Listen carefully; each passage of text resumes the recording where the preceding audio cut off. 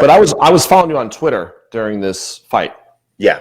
And, you know, at one point right after you wrote trash. Yes. Because you didn't like the post. Yeah, I know.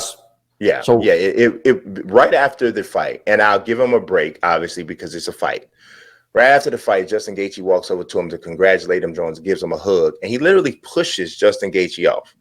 Now, I've seen guys lose in fights and even be disappointed by a decision. And while they may not embrace them with this just, oh my God, so passionate hug, a push in the chest I thought was really excessive for what happened. It wasn't as if you lost because you got a low blow or an eye poke. You got beat up. Right. And so he didn't. What do you think it was then? Because he was more gracious in the post fight interview. He gave him even 3 minutes later.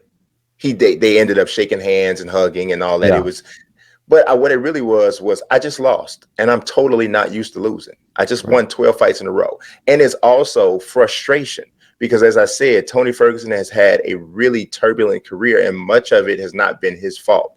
He's chased big fights and hasn't gotten them.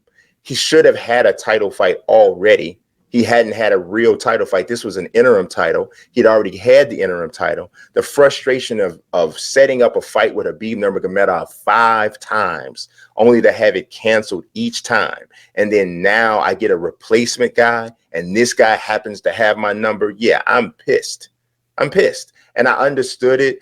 I just didn't like the push in the chest right at the, like, that just is total, like, nah, you know, but total give him, you know, an excuse and pardon that, because I do understand he was frustrated, and it's seconds after a fight, right? You know, the adrenaline and that whole concept hasn't dropped out of you yet, you know. So, you know, had he left the octagon like I've seen some fighters do and totally no sell the post-fight interview, then I would have been like, no, that's just trash, right?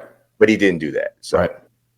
You know. I mean, look, he was losing on all the scorecards. He wasn't winning that fight in any way. So, I mean, look, he's definitely a tough guy. He put up a great fight, a good effort, but just, you know, he came up short, and it shouldn't diminish what Gaethje accomplished that night.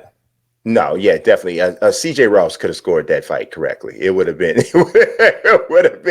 pretty easy for you know, to get that one right. I mean, if you just take a look at the way this is Tony Ferguson's face, I would imagine that could be the broken orbital right there. Yeah, not even, it is the broken orbital right here. And this is not even a shot from the 5th round.